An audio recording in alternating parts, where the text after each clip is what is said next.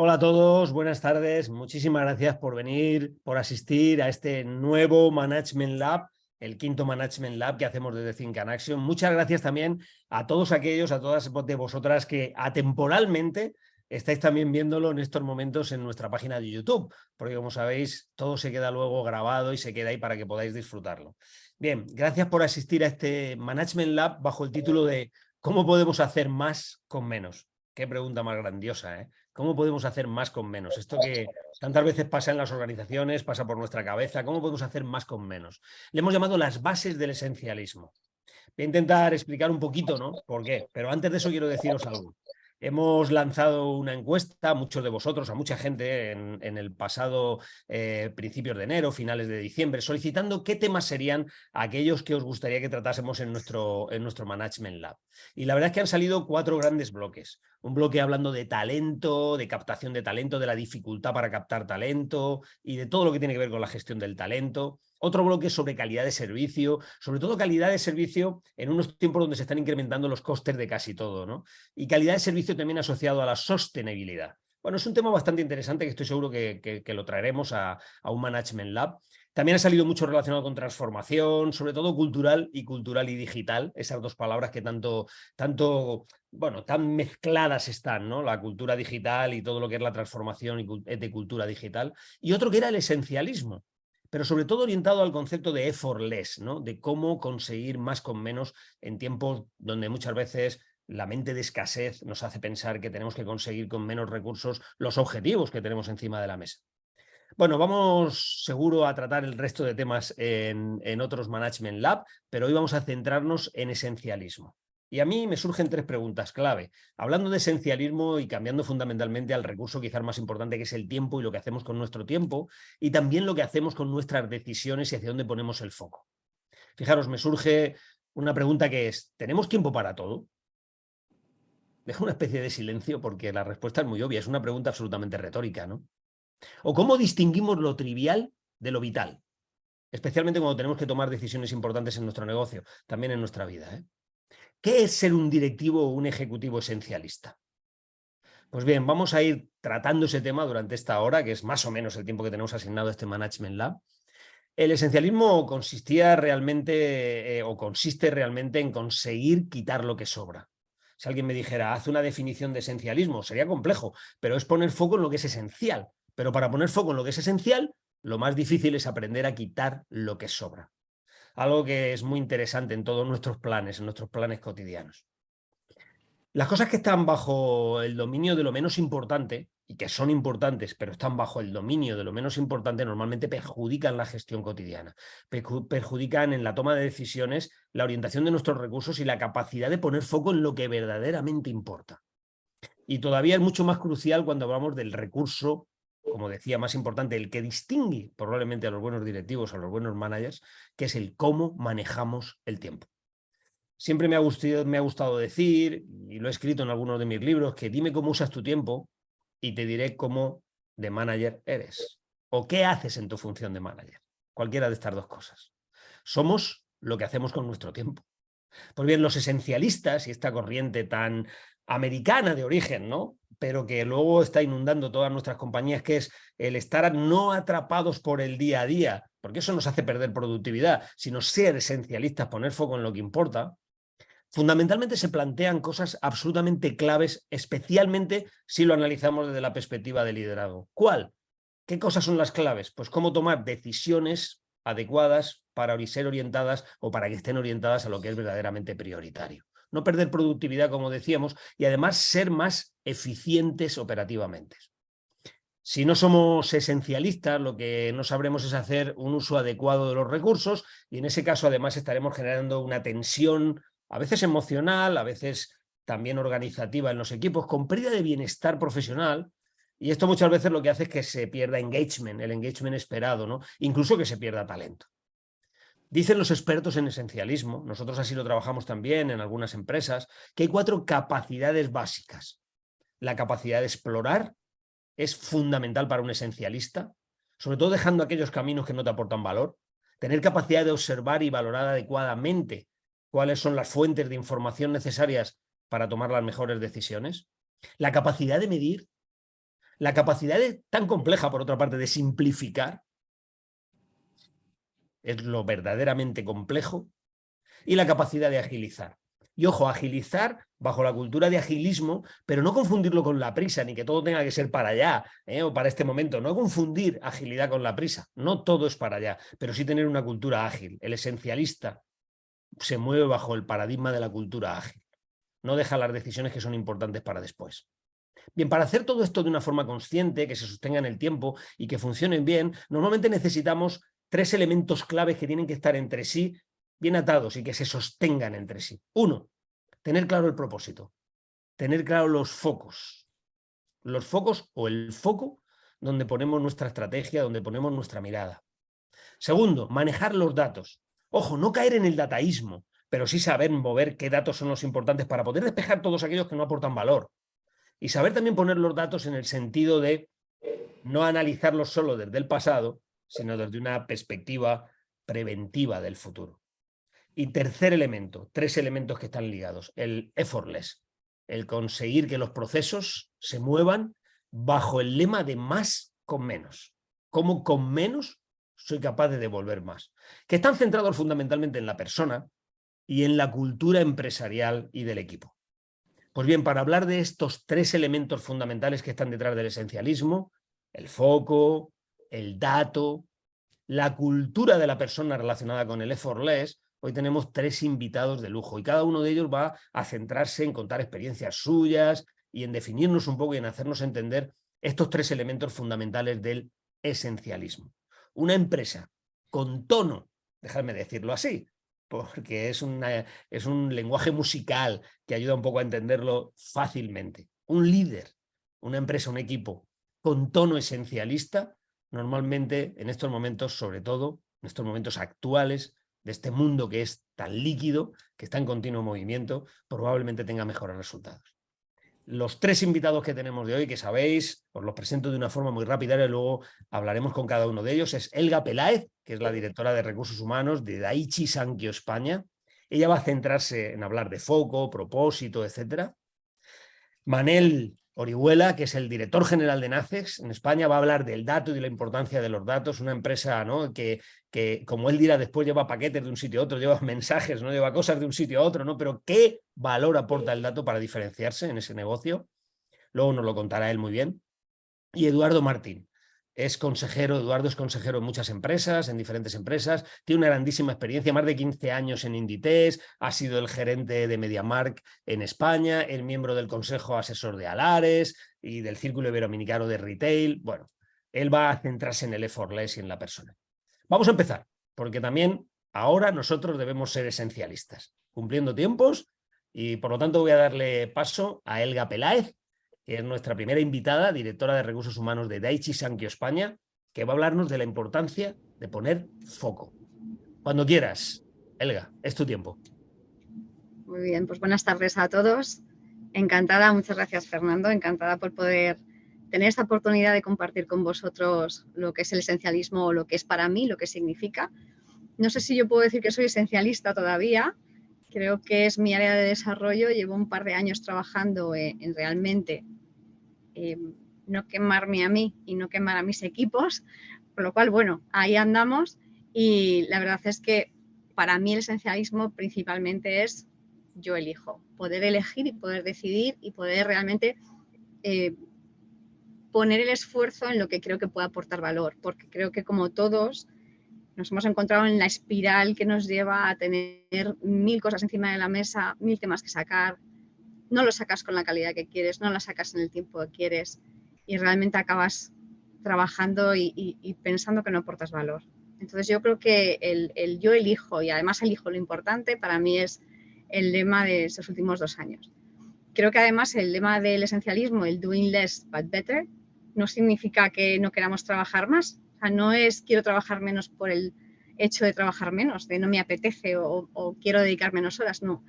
Es realmente trabajar en algo que creemos que puede aportar valor a lo que queremos conseguir a futuro, ¿no? Tanto a la compañía como personalmente. Y con esto yo paso a contaros mi experiencia, porque en estos 10 minutos sí que quería dejaros, si me pasáis a la siguiente transparencia, quería dejaros 4 o 5 ideas, que es como yo empecé como lo que me ha parecido más difícil.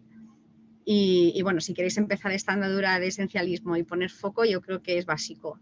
Primero, que te permitas el derecho a elegir, que puedas decir, oye, esto lo elijo yo, esto no me lo han elegido, no lo han elegido por mí, yo soy quien tiene que hacer esto, y además hacerlo sin culpa. Creo que hay ahora un síndrome, el síndrome FOBO, no sé si lo habéis oído, en inglés es The Fear of Better Options, y es, tienes mucho miedo a que la opción que tú has elegido no sea la correcta.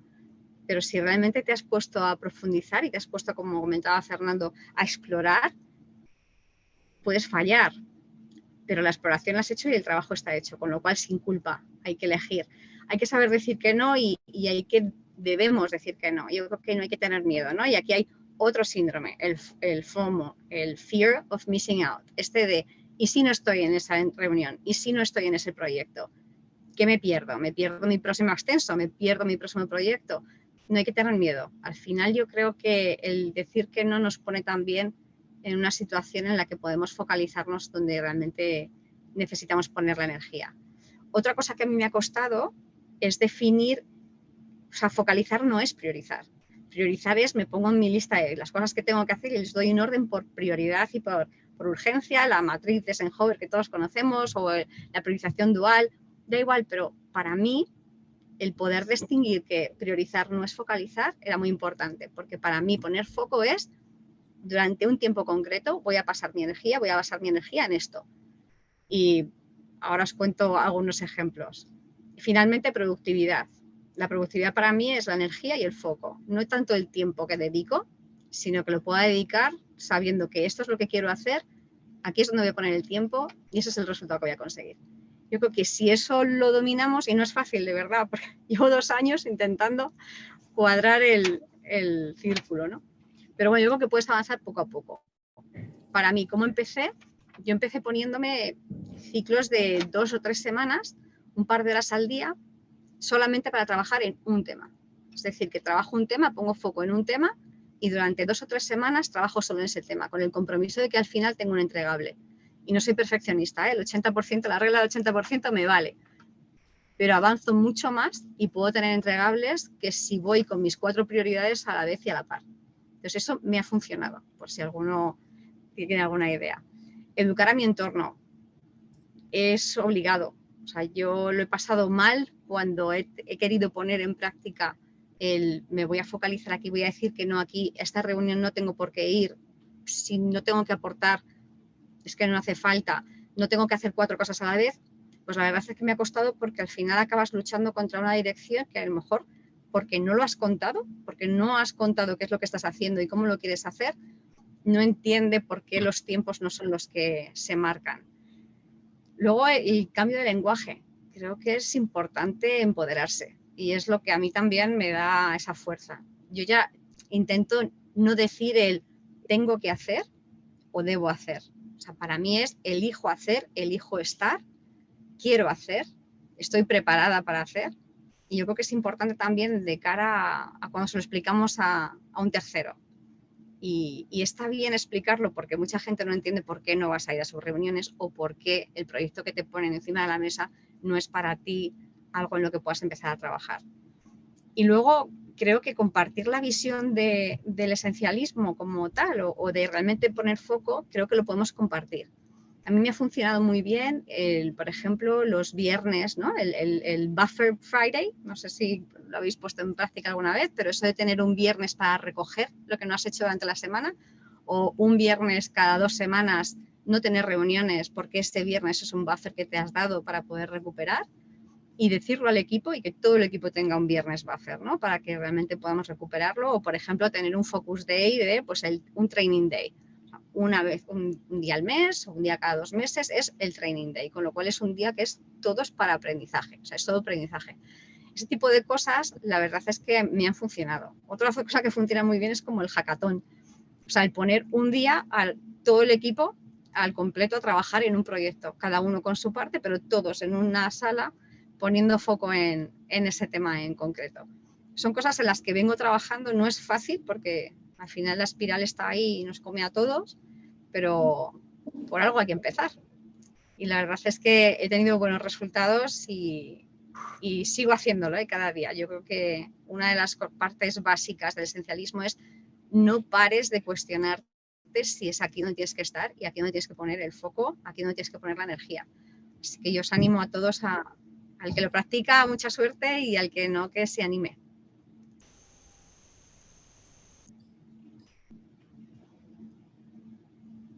Muchas gracias, Elga. La verdad es que es muy, muy, muy interesante. Y hay un elemento que has dicho ahora al final que yo quiero recogértelo, así con tu permiso, ¿no? Que es el cuestionarse. Es la base del esencialismo, porque si no te lo cuestionas, entras en dinámicas que son repetitivas, que se convierten en rutinas innecesarias. Hay rutinas en el esencialismo que son necesarias. De hecho, no le llamamos rutinas. En los modelos de trabajo esencialista le llamamos rituales. Los esencialistas llaman rituales para separarlo del concepto de rutina, que suele sonar mucho más a repetición, repetición y muchas veces sin cuestionarnos, ¿no? El ritual es diferente porque requiere de un cuestionamiento de las cosas como están pasando, por qué están pasando así, ¿no? Y he tomado una nota muy interesante, luego hablaremos de ello, pero que creo que tiene que ver mucho con poner a todo el equipo en el mismo foco, ¿no? Y es dejar espacios de tiempo, puede ser un viernes, hackathon que decías, cualquier modelo de organización del equipo, para que todos estén con el mismo foco centrados en una única cosa. Y a veces decir una única cosa en el mundo de la empresa y de los equipos es muy complicado en el día a día, soy consciente de ello. Pero tener esa capacidad de encontrar como responsable de un equipo que tu equipo durante un rato, un día, quizás el viernes o quizás cualquier otro momento, se centre en algo absolutamente esencial, esa es la clave del esencialismo. Eso es lo que hace descubrir muchos caminos nuevos y tomar buenas decisiones y manejar mejor los recursos y la productividad. Incluso dicen los expertos que así se reduce el estrés emocional. O sea que me parece muy, muy interesante. Muchísimas gracias. A todos los que nos estáis escuchando, daros dos mensajes. Primer mensaje: si queréis abrir vuestras cámaras, estamos encantados de sentirnos presencialmente con vosotros, aunque no estemos en presencia física, con lo cual, bienvenidos si os apetece abrir cámaras, aquellas de vosotras que os apetezca. Y segunda cosa que me parece interesante también es, podéis anotar preguntas, las podéis dejar en el chat. Todas las preguntas que queráis, que al final se las haremos a nuestros invitados. Podéis ahí dejar todas las preguntas que necesitéis. También luego al final vais a poder abrir el micro si queréis y hacerlas vosotros directamente, ¿eh? Pero si queréis dejarlas en el chat, pues es otra opción que tenéis. Estaremos encantados de recibir muchas preguntas. Vamos con el segundo de los invitados, que va a hablar más de datos y del valor del dato dentro del esencialismo, que es Manuel Orihuela, director general de NACES. Manel, cuando tú quieras.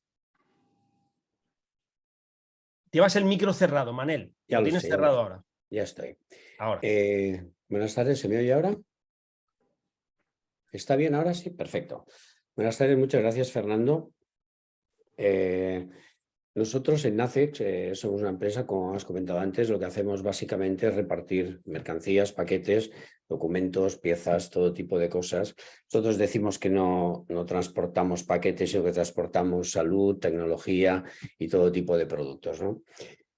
Para que os hagáis una idea, nosotros en el año pasado transportamos del orden de unos 36 millones de unidades. Cada unidad le damos aproximadamente un promedio de captamos unos 6 datos de trazabilidad desde que recogemos en casa del cliente hasta que entregamos. En nuestro producto de farma de salud tenemos unas sondas en las cuales captan la temperatura en cada momento en la cual estamos transportando el producto farmacéutico. Esto hace que generemos una cantidad de datos brutal. Nosotros somos una empresa que decimos también en muchas ocasiones, somos una empresa tecnológica que también transportamos paquetes, porque sin tecnología hoy en día sería imposible hacer nuestro trabajo. Lo primero que nos planteamos cuando hablamos del dato es que el dato tiene que ser fiable. Eso es fundamental. ¿Qué quiere decir? El dato, si no tiene calidad de por sí, te permite hacerlo con él muy pocas cosas. Aunque sea una cosa obvia, tiene que ser necesario que nos focalicemos mucho en esto. Nosotros, todos lo que son nuestros sistemas de georreferencia, geolocalización, están calibrados, están validados. Todo nuestro sistema de sondas para captar las temperaturas las calibramos y las validamos anualmente.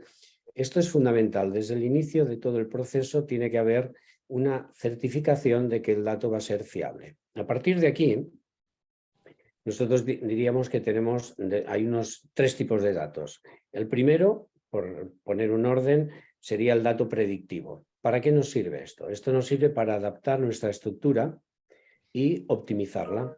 hacer más con menos, como decíamos, ¿no? Nosotros podemos saber, tenemos la experiencia de años anteriores, sabemos los volúmenes que hemos movido, sabemos los destinos de estos volúmenes, sabemos las capacidades que necesitamos en nuestros vehículos y a partir de aquí con estos datos los analizamos y podemos ver en cada momento cuál es la mejor forma de adecuar nuestra estructura para conseguir que nuestro servicio se realice en las mejores condiciones y con los medios necesarios, sin que sobre nada y sin que falte nada, por descontado, ¿no? Esto es muy importante, sobre todo de cara cuando hablamos de campañas. Ahora hemos pasado la campaña de Navidad hace poco y el Black Friday, que desde hace unos años, sobre todo a raíz de la pandemia, nos viene afectando muchísimo porque los volúmenes se incrementan de una forma exponencial. Y entonces el tener esta experiencia, tener estos datos, es lo que te permite hacer el análisis para disponer los medios que vas a necesitar para poder hacer tu labor adecuadamente. Por lo tanto, para poder disponer de los recursos que necesitamos y optimizarlos, hay que gestionar muy bien estos datos, tenerlos, analizarlos y, sobre todo, pues hacer un seguimiento de los mismos, ¿no? Vemos que hay una continuidad más o menos en el comportamiento del mercado, con subidas y bajadas que puede haber en función de cómo esté la situación económica, pero básicamente es una norma muy regular de funcionamiento el que tenemos en nuestro sector. Luego hay otro tipo de datos, que es lo que yo llamo reactivo, que es el dato que lo que te sirve es para optimizar los procesos. Aquí lo que analizan estos datos son las desviaciones que puedes tener en los KPIs que tengas de alguna forma determinados para analizar la calidad de tu servicio y las prestaciones que tienes, ¿de acuerdo?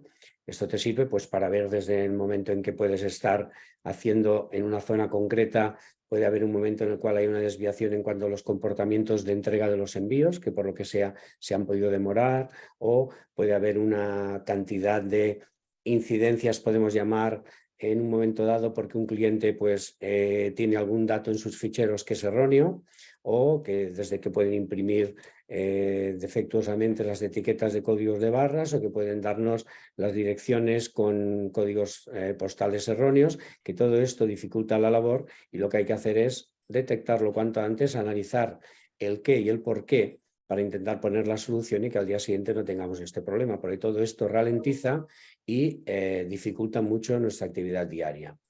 Entonces, todo esto sirve para afinar los KPIs, porque también, sobre todo, no hay que perder el foco de que nosotros lo que necesitamos es ser eficientes para que nuestro cliente aprecie nuestra labor. Y tenemos que poner a disposición del cliente estos mismos datos para que le sirvan también para que haga los análisis que puedan ayudar en su actividad diaria de distribución de la mercancía que cada uno produzca, ¿no?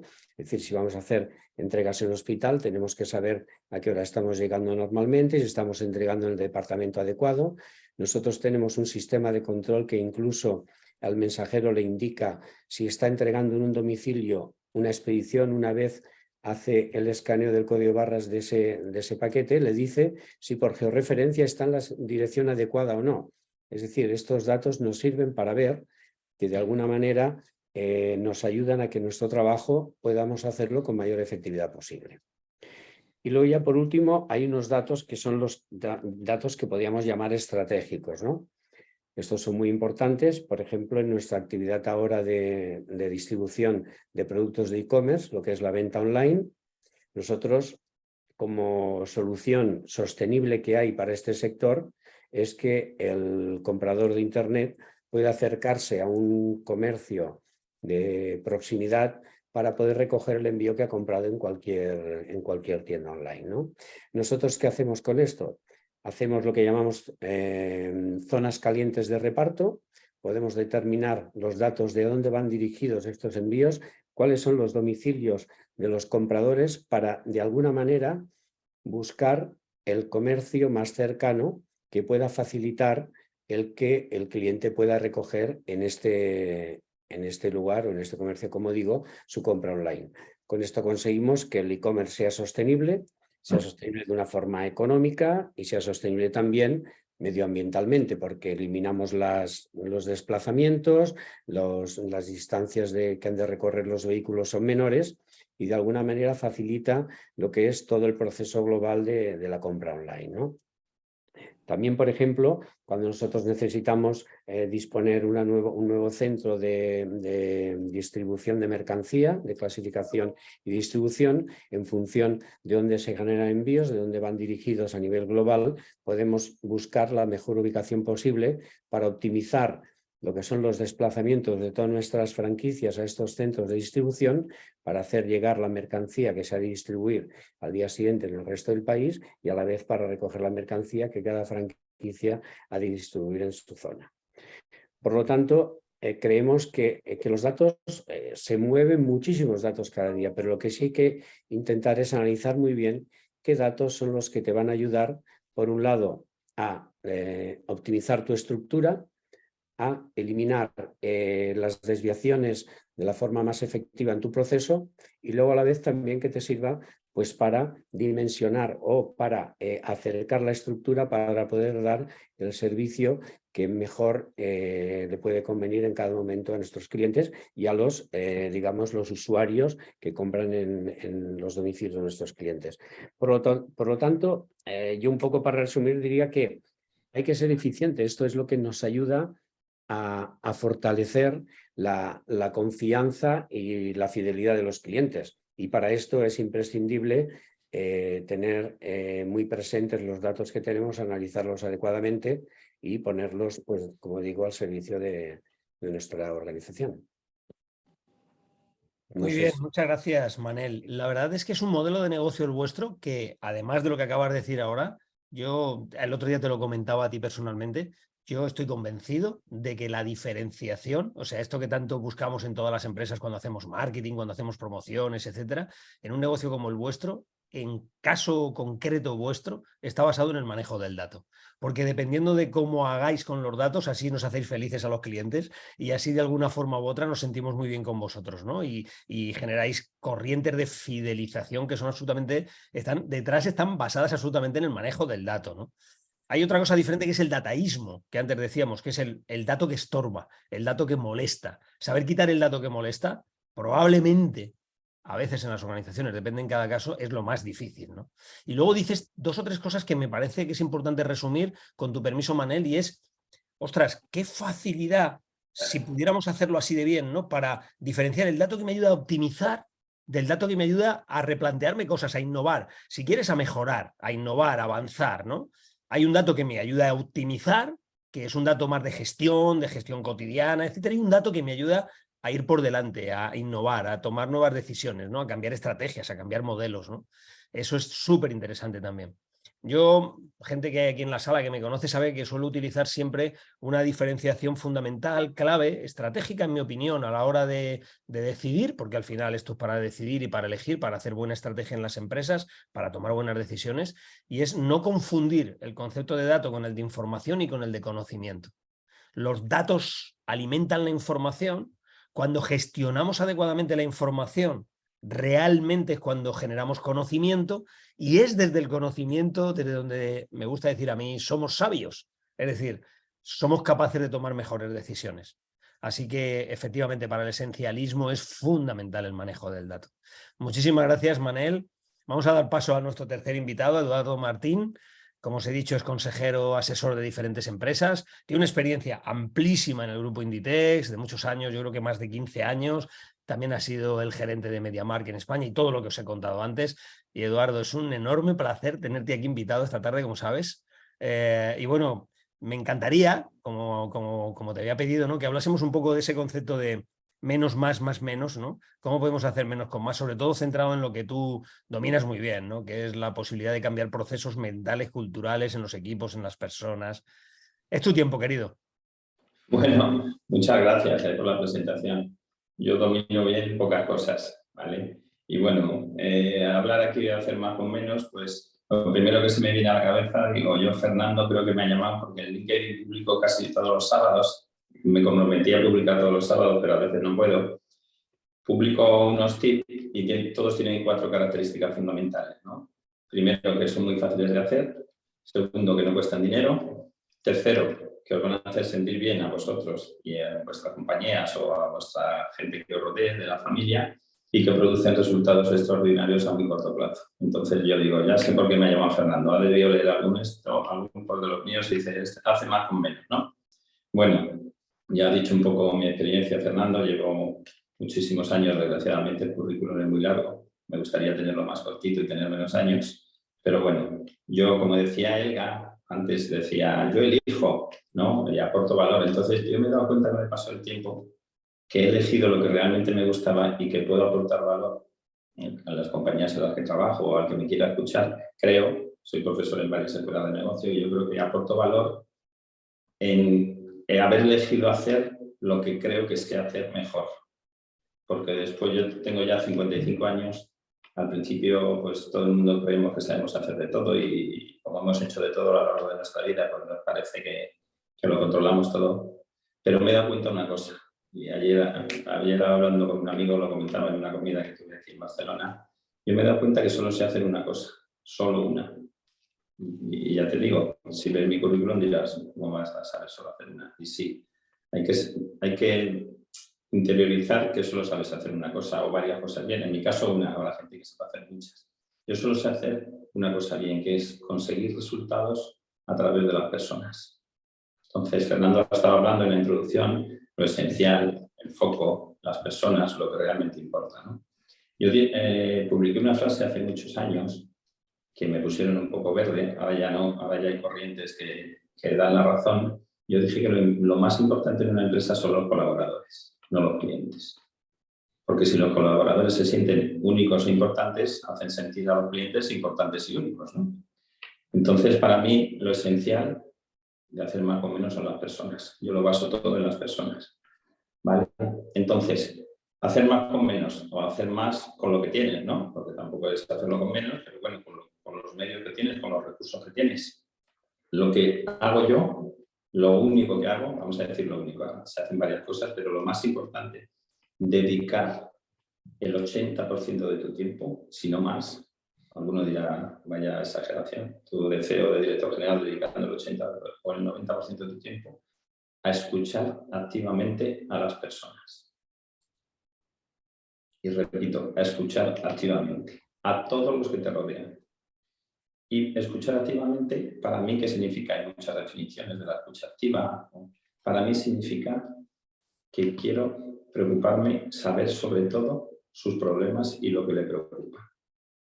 También quiero saber si tienen algo que celebrar o les va muy bien, por supuesto también. Siempre que la persona te quiera hasta donde te quiera contar. Yo no llego a las personas que me rodean y en mi equipo, oye, a ver qué haces hoy, qué haces los sábados, qué haces los domingos, por qué estás triste, por qué estás... No. Es una escucha activa que va surgiendo y va fluyendo, ¿no? Entonces, si tú te pones en su lugar y les intentas ayudar en la medida de tus posibilidades, lo que puedas, porque no puedes ayudar a todo el mundo en todo, te vas a sorprender bastante. El hacer más con menos es, os pongo un ejemplo que le dije el otro día a Fernando, digo, si queréis os cuento el ejemplo. En Mediamar, una de las empresas en las que he estado, pues llegué a duplicar el EBIT en 2 meses. Entonces tú dices, ostras, a ver, cuéntanos, Eduardo, cómo se duplica un EBIT en 2 meses, ¿no? Desde Alemania, la central de Mediamar está en Alemania, y muchos compañeros, pues oye, pásanoslo a ver practice, a ver qué has hecho. Y digo, yo no he hecho nada.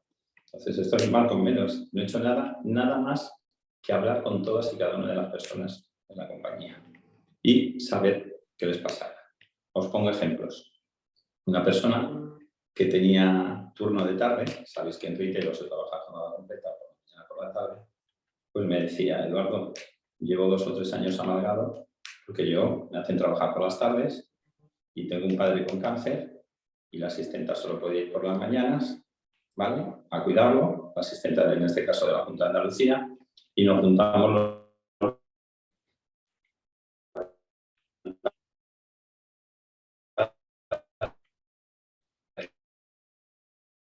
etcétera, pero yo por las tardes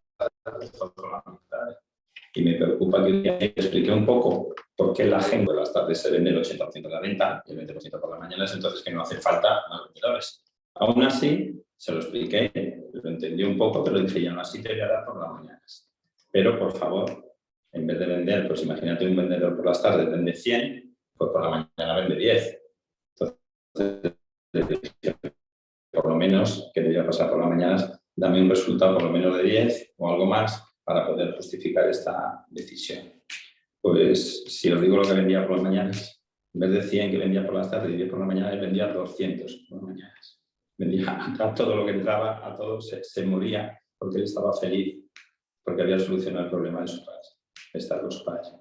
Otro caso, en la misma tienda, una persona que llevaba de baja 1 año y pico por un problema de la espalda. Entonces yo le dije, vente a hablar conmigo, tal, estuvimos charlando y resulta que tenía el mismo problema que tenía yo, que tenía la espalda ahí, se llama espondilolistesis, que era el 5 con la segunda. Y entonces, al empatizar y a decirle, ¿a que te duele mucho cuando te sientas? ¿A que te duele mucho cuando estás de pie? ¿A que te...? Sí, pues mira, no te preocupes, vente para acá, yo te pongo una silla, te pongo unos auriculares, coge el teléfono, cuando estés cansada son inalámbricos, puedes ir andando, y cuando ya te canses mucho, pues te vas a tu casa, pero no estés en tu casa ni encerrada, que se empeoras. Total, que vino a trabajar, hizo lo que planeamos y a los 4 o 5 días viene a mi despacho, se me abraza llorando y me da una carta. Entonces yo lo primero que pensé, digo, a ver si ha empeorado la lesión que tenía por venir aquí a hacer estas cosas, ¿no? Y no, en la carta la vi, ponía, Eduardo me ha cambiado la vida, mi hijo está muy contento cuando me ve maquillarme por la mañana, la llevo a su colegio, la recojo, hago la comida, me levanto, etc. Entonces, pues esa persona también me dio pues mucho más de lo que yo a ella, ¿no? Y el último caso, en esta misma tienda, pues pongo 3 ejemplos. No sé si vosotros habéis tenido retail o como clientes habéis ido a alguna tienda que siempre veis a las personas que les cuesta mucho relacionarse. Algunos son tímidos y huyen del cliente, ¿no? Entonces yo tenía uno que vendía 0 euros, siempre, ¿no? 0 euros. Y entonces yo decía, jolín, me han llamado de Alemania. Era mentira, yo me lo preguntaba. Me han llamado de Alemania diciendo, el José este, que vende 0 euros, se habrá muerto, no estará en la tienda, o sea, ¿qué pasa con este? Entonces yo le dije, me han dicho que esto no puede seguir así y además yo te he observado y he comprobado que no te lo está vendiendo. Entonces, claro, le decía, si vendo 0 euros, este me está diciendo, el nuevo jefe, que no me gusta vender, me van a echar. Y le dije, vamos a hacer una cosa. ¿Tú qué tal te verías en el almacén sin estar de cara al público? Y diría, ese sería mi sueño, Eduardo, porque sí, la verdad ya se me abrió, no me gusta mucho vender. Y le dije, pues te voy a meter en el almacén, pero un poco lo mismo que en el anterior caso. En el almacén movemos, invento, 400 cajas al día, ya tengo 4 personas moviendo cajas y colocando en el almacén, etc. No me hace falta nadie más. Si te voy a meter, por favor, muéveme por lo menos la media que mueven ellos. Bueno, pues esto acabó que las 4 personas que tenían en el almacén salieron porque él solo movía las 400 cajas. Y esas 4 personas del almacén las saqué a la venta, que querían, se les daba mejor en la atención al cliente. ¿Qué produjo todo eso? Y así 1 por 1, con 100 y pico personas, que estuve durante 2 meses, duplicamos el EBIT y nos pusimos en los rankings número 1 de toda España, en todo lo que se puede medir. Sin hacer nada más que hablar con las personas. Bueno, nada más y nada menos, porque tiene mucho tiempo, mucho trabajo, te llevas los problemas a casa, ¿no? Si eres un poquito empático, pues oye, te pones en la piel del otro, los zapatos del otro, y te afecta. A mí me afecta un poquito, pero bueno, intento pues en la medida de lo posible, ¿vale? Entonces, yo digo siempre que siempre tienes que ser amable con el que tienes enfrente, ¿no? Porque, oye, no sabes si está en un mal momento. Una persona la tienes en un mal momento y tú le dices cualquier palabra como jefe o como superior o como familiar.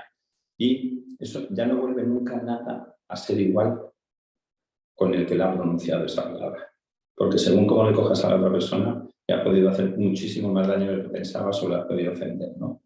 Entonces, siempre digo que, pues, más o menos, que las personas son, como decía Fernando, lo que realmente importa. Pongo siempre en práctica una cosa que si queréis poner en práctica, luego ya me escribiréis a través del LinkedIn a ver qué tal va. Intentar encontrar todos los días de vuestra vida a alguien haciendo algo bien y decírselo. Repito, todos los días encontrar a alguien haciendo algo bien y decírselo. Me da igual que sea un trabajador, que sea vuestra mujer, vuestro novio, vuestro hijo, lo que sea, probar. Y dentro de un mes me decís qué tal los resultados, porque es muy fácil criticar todo, ¿no? Pues bajas a una tienda de Mediamar o a una tienda de Zara, tal, pues qué mal está colocada la ropa, esto está tirado, esto tal. Que si alguien hace algo bien, decir, oye, qué bien tienes esto hoy, sigue así, enseña a tu compañera que no sabe, etcétera, etcétera, ¿vale? Y poquito más. Y para finalizar, siempre digo también que al final de la vida, o al final, yo ya me estoy volviendo ya un poquito mayor y melancólico, yo digo que al final todos queremos que nos quieran. es lo único que todos tenemos en común, todos tenemos que nos quieran y que cuenten con nosotros y que nos ayuden cuando lo estamos pasando mal. Entonces, pues eso, yo estoy aquí ahora mismo, os doy las gracias por invitarme y quiero que al finalizar esta intervención, pues todo el mundo que me está escuchando diga, oye, pues mira, de algo me ha valido, este chaval es majo, todos queremos que nos quieran. Muchas gracias. Gracias a ti, Eduardo. Yo te quiero. O sea que en ese sentido ya algo, uno al menos ya te lo ha dicho esta tarde y te agradezco enormemente que hayas estado aquí, pero mucho, mucho contando algo tan esencial como es poner foco y ahí nos sobran datos en la persona. Me parece que es fundamental, ¿eh? Como lo has contado. Cosas que además son lo que, o deberían de ser, lo más esencial, ¿no? Y que muchas veces en el día a día vamos a una velocidad de vértigo y olvidamos estas cosas. Tan sencillas por una parte, tan importantes por otra. Hemos tenido un poco de eco, pido disculpas a toda la gente de la sala, Eduardo ha tenido un poco de eco y no lo hemos podido escuchar a lo mejor como nos hubiera gustado y también algún sonido que ha entrado por ahí, obviamente porque los micros están abiertos y de vez en cuando pues no sé si a alguien te tengo que pedir disculpas por haberle despertado de la siesta, pero la verdad es que ha quedado gracioso, simplemente que dejémoslo ahí, ¿no? Y muy bien. Bueno, tenemos alguna pregunta, pero todavía queremos más preguntas. Nos quedan como 10 minutos aproximadamente, un poquito más, así que por favor dejar preguntas en el chat o abrir el micro. Lo primero que os hago es pediros que si alguien quiere hacer alguna pregunta, alguno de los ponentes, alguno de los que han participado, este es el momento de que podéis abrir el micro y preguntarles. ¿Hay alguna pregunta en la sala que queréis hacerle directamente? Si no, también las podéis dejar en el chat. ¿Hay alguna por ahí? Venga, dejo un espacio para ver quién. ¿Alguna pregunta? ¿Alguien que abra el micro? Vale, ¿Nadie? yo. Hola, Venga. Maite Crespo. Hola Maite, ¿qué tal? ¿Cómo estás? Me alegro de verte por aquí. Igualmente, me ha encantado ver la invitación y aquí estoy. Mira, es que estoy viendo que la verdad es que me han encantado las dos o las tres expresiones, ¿no? de cómo manejan sus esencialismos. Les he notado a todos súper relajados, muy conscientes. Y les quiero preguntar a los tres qué hacen para manejar esos momentos de estrés y continuar con esa visión holística, humanista de vuestra organización. Qué bien. Buenísima pregunta. Muchísimas gracias. ¿Quién quiere contestar? Venga.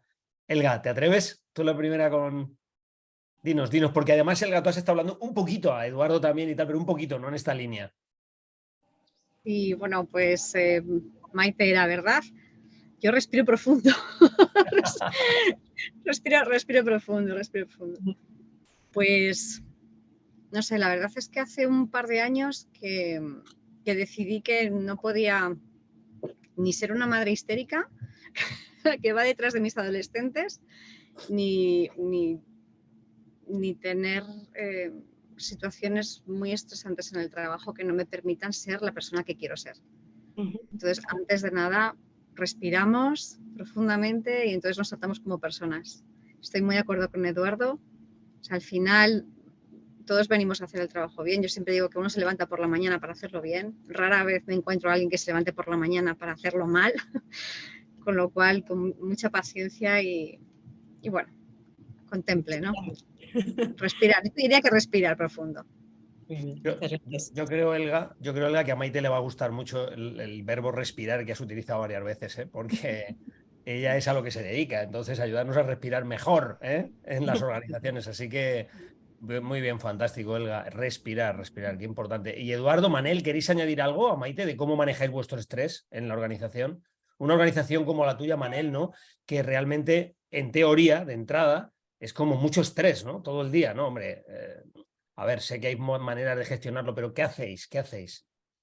Sí, nosotros somos una empresa de servicio express que también es servicio express, ¿no?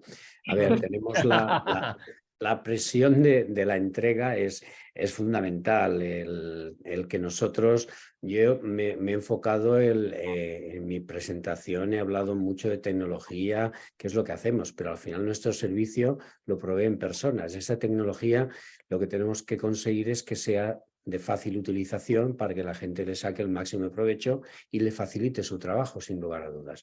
No obstante, es cierto que en campañas, en muchas situaciones, pues el estrés nos invade. Yo lo que intento siempre es cambiar. Yo cuando la situación se estresa, hay que pensar en otra cosa.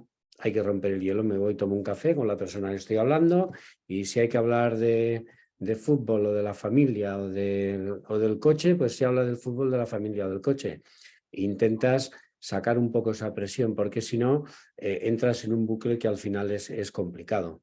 Además, hay una cosa que es cierta, y aunque sea, a ver cómo lo digo, que no parezca, que no, o sea, que no se interprete mal.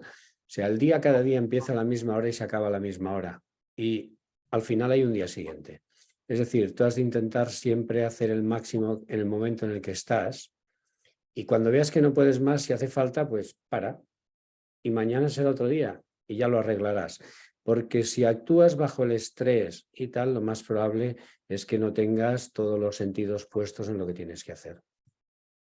Qué bueno, Manel, qué bueno. Fíjate que estás hablando de cambiar la mente, ¿no? Y de gestionar de una forma adecuada la mente. Antes hablaba Elga de la respiración. Si añadiéramos la parte de movimiento físico, ya sería ya todo bastante cerradito. Pero eso será otro día. Pero Maite sabe mucho de estas cosas y a ver si algún día también la invitamos y nos lo cuenta. Eduardo, tengo una pregunta para ti, que me ha llegado aquí, ¿vale? Pero antes de eso, ¿hay alguien más en la sala que quiera hacer una pregunta? Que se la vaya preparando, porque tendremos ahora la posibilidad de hacerla después a alguno de ellos, a alguno de los ponentes. La pregunta la tengo que leer, la tengo aquí, me ha llegado por WhatsApp y dice lo siguiente.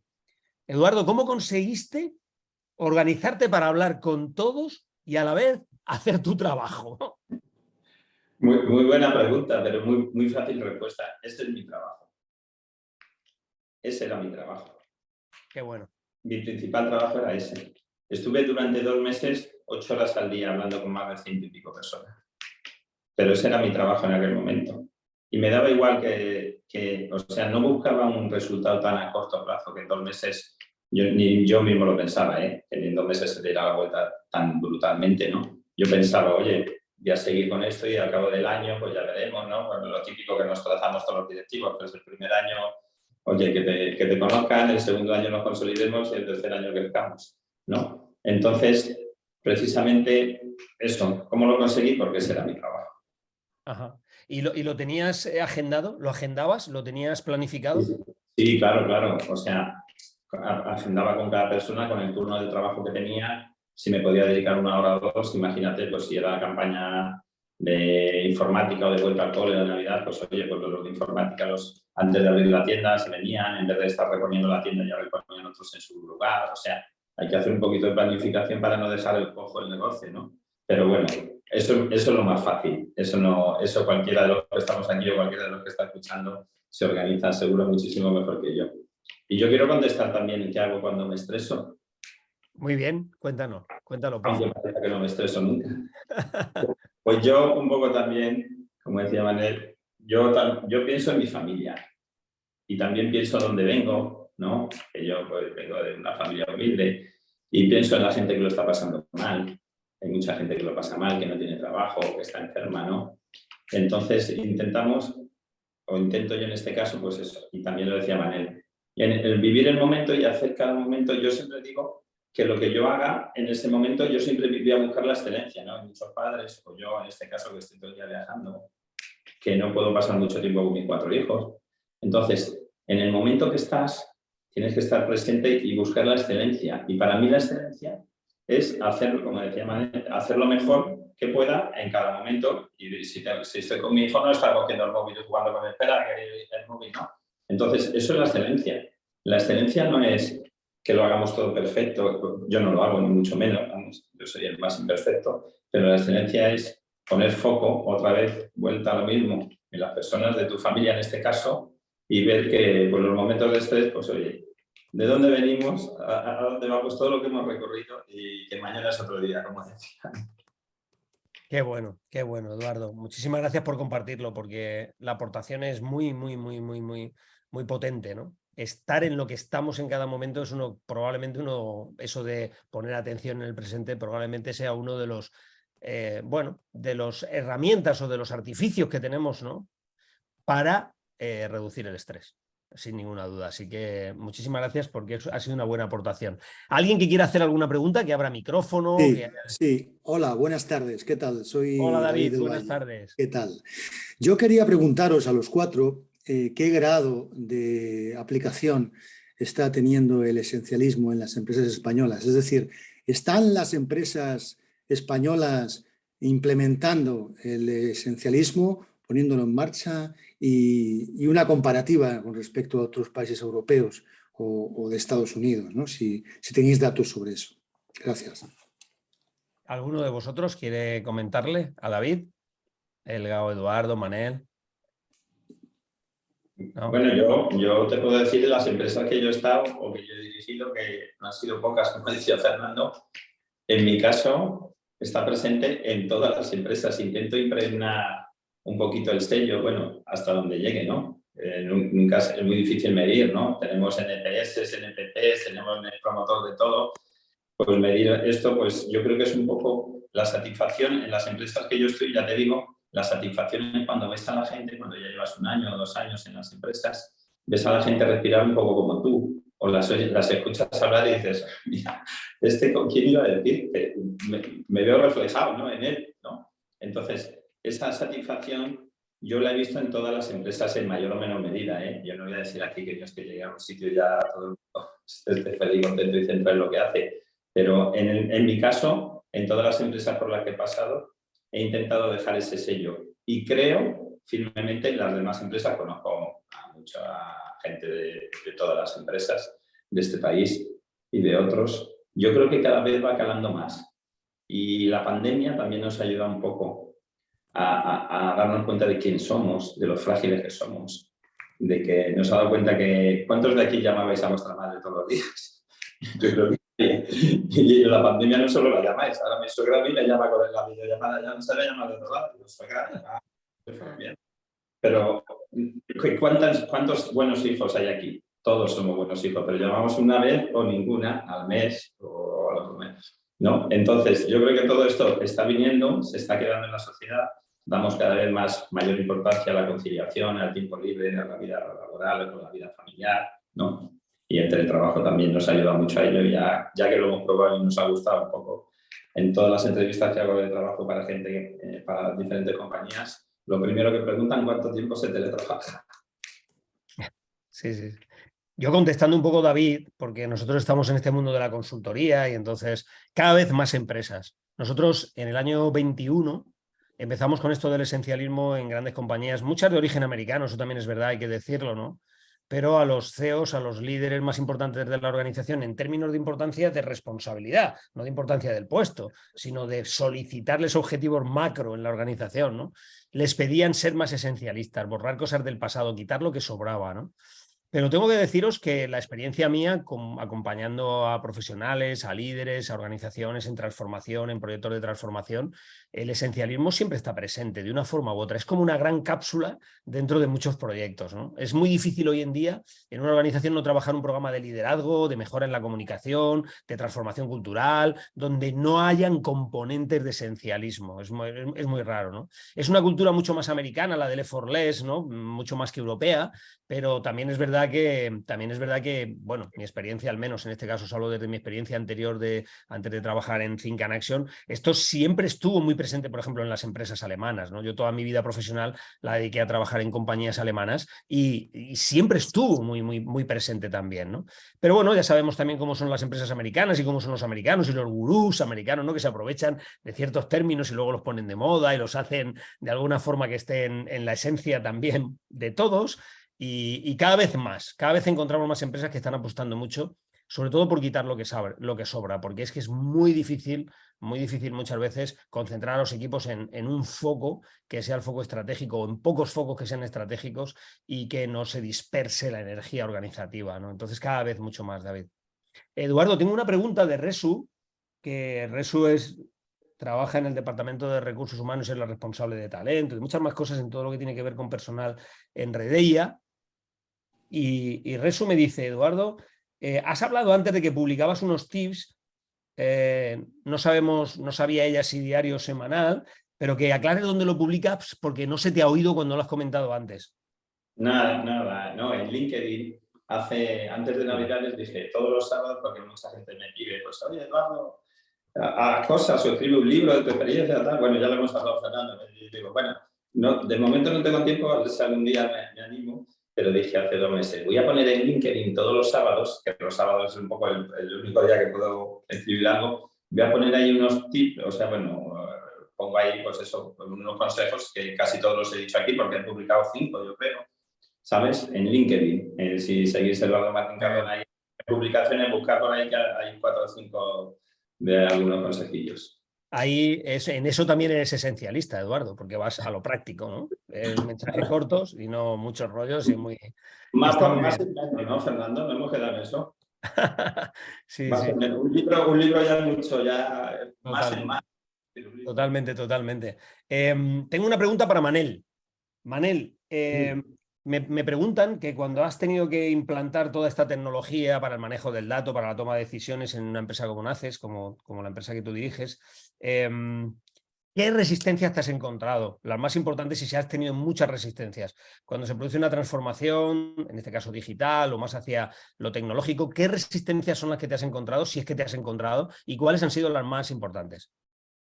Bueno, la resistencia al cambio yo creo que es congénita en las personas. Esto es una cosa que nos cuesta mucho aceptar. Para que os hagáis una idea, nosotros cuando empezamos nuestra actividad, voy a hablar de cosas que muchos ni habéis oído hablar ni conocéis. Alguno espero que sí, porque si no me voy a sentir excesivamente mayor.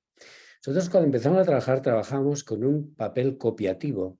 Y eran albaranes que tenían unas copias que tú escribías y había varias copias que ibas dejando a clientes.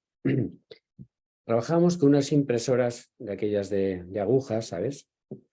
Que era aquello, una locura, el ruido que hacían, las copias de los albaranes y tal. Y nosotros un día se nos ocurrió, fuimos los primeros que lo hicimos, cambiar y pasar a imprimir esos albaranes en láser. ¿Qué quería decir esto? Que nosotros veníamos de un albarán con 3 copias, que una se la quedaba el cliente, otra te la quedabas tú y otra se la quedaba el mensajero normalmente o iba a administración en función de los casos. Y pasamos a hacer una copia en la cual era un papel que tenía 3 cuerpos, pero un solo documento. Cliente le obligamos a firmar por lo menos 2 cuerpos, no 1.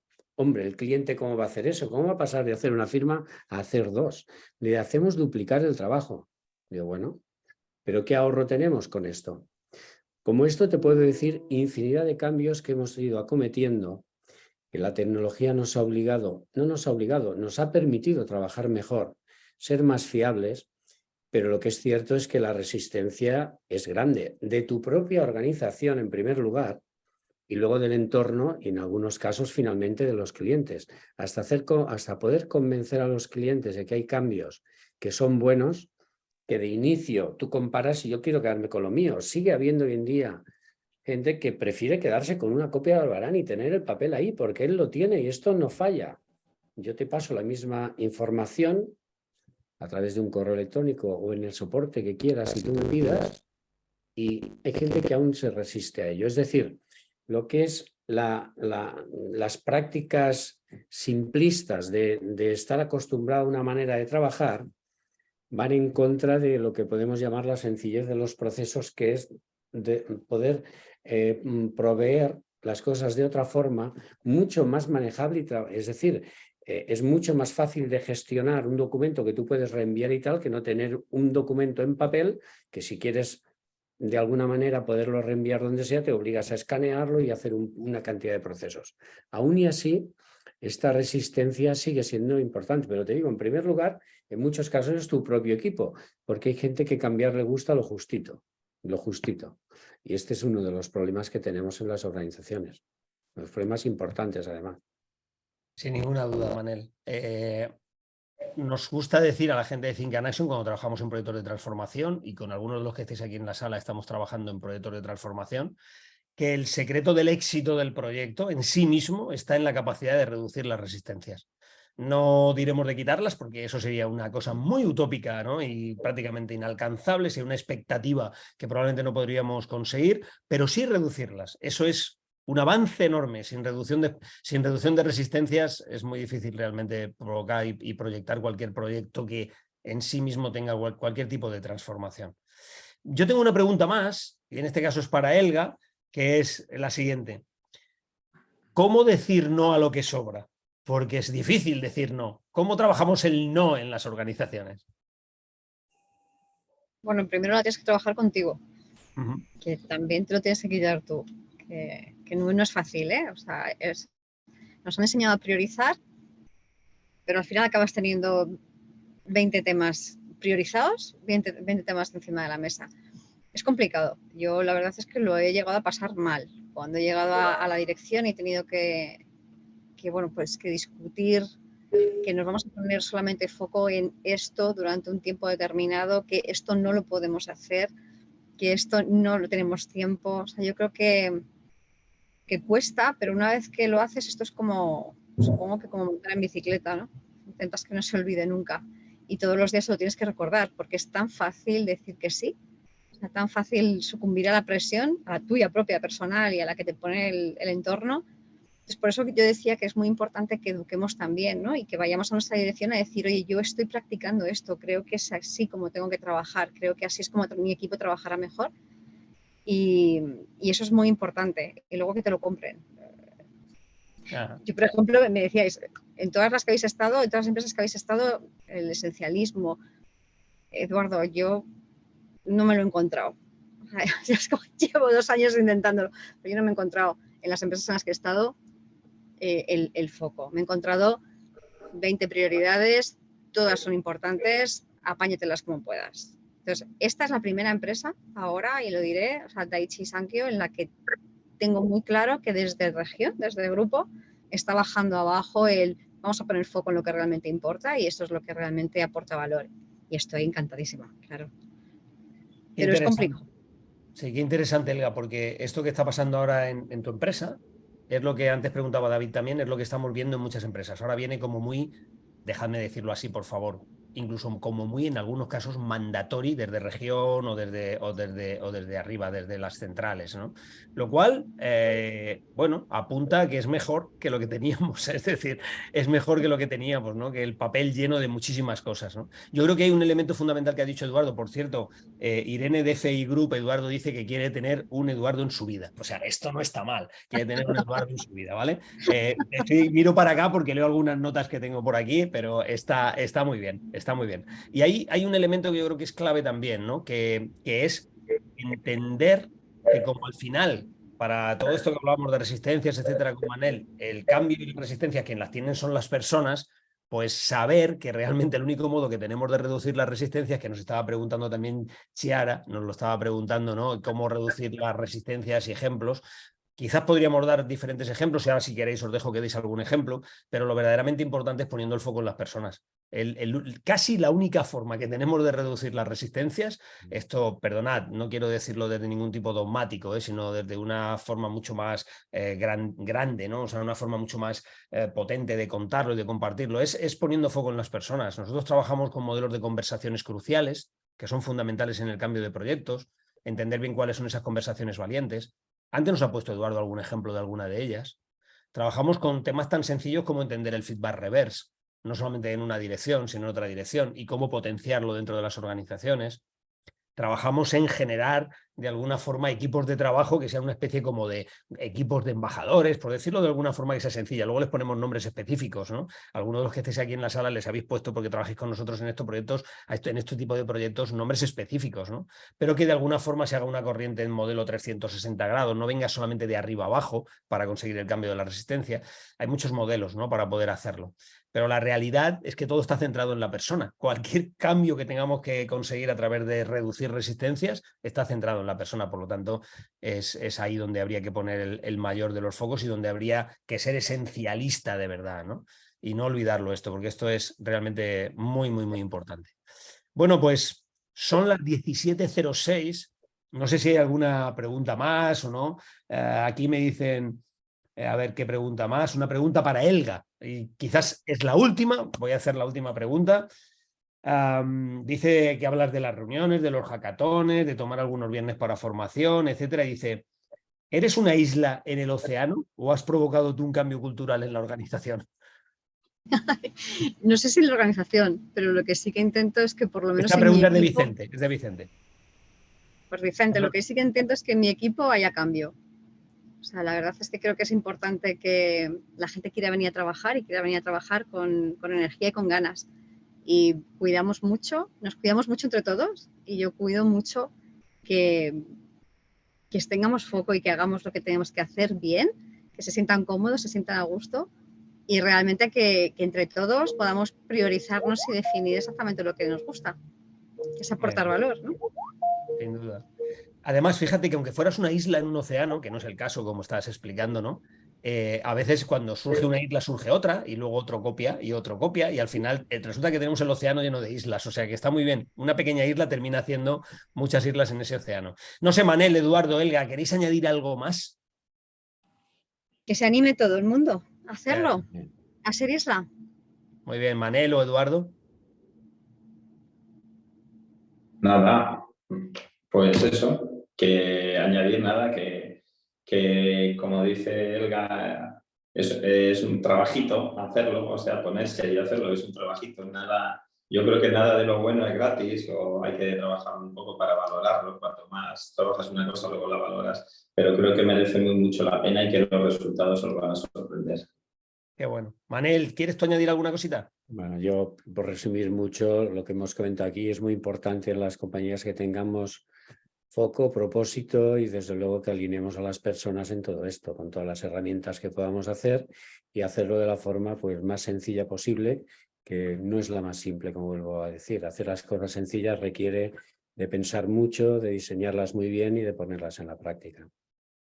Sin duda, sin duda. Pues muchísimas gracias a todos, a todas, muchísimas gracias. ¿Cuál ha sido el objetivo que pretendíamos ser esencialistas? Por lo tanto, habíamos dicho que terminaríamos a las 5:10 y vamos a terminar a las 5:10, tal cual lo habíamos anunciado al principio, cumpliendo exactamente con lo que habíamos anunciado y la expectativa que os habíamos dicho. ¿Y cuál es el objetivo de verdad detrás de esta pequeña broma que queríamos conseguir? Despertaros en el concepto de esencialismo. Es algo que está a la vanguardia, es algo que tenéis que cultivar en vuestras organizaciones, también en vuestro propio desarrollo profesional, también para cada uno de vosotros, si me permitís decirlo así, en vuestra vida. Ser esencialistas es saber poner importancia en lo que verdaderamente tiene importancia y saber quitar lo que sobra de tu vida porque te deja mucho espacio y también tiempo. Así que muchísimas gracias. Un placer enorme. Ojalá nos veamos pronto en un 6º Management Lab. Gracias por haber venido. Sabéis todas y todos que tenéis esto colgado para poder verlo cuando queráis en la web, en la página de YouTube de Think and Action. Muchísimas gracias. Adiós a todos. Gracias. Vaya bien. Muchas gracias. Chao. Gracias. Adiós. Adiós.